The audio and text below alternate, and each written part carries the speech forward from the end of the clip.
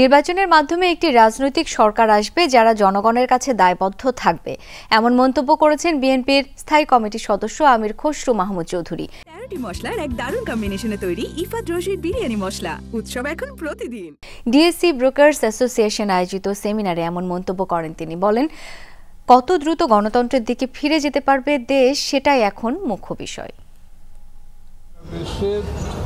আমরা যত দ্রুত গণতন্ত্রের পথে এগিয়ে যাব এবং গণতান্ত্রিক অর্ডার ফিরে পাব, একটি সুষ্ঠু নির্বাচনের মাধ্যমে বাংলাদেশে একটা নির্বাচিত সরকার, একটা সংসদ হবে যারা জনগণের কাছে দায়বদ্ধ থাকবে, জবাবদিহি থাকবে এবং যার জন্য গত 16 বছরে বাংলাদেশের মানুষ যে ত্যাগ স্বীকার করেছে তার অপেক্ষায় বাংলাদেশের জনগণ আছে।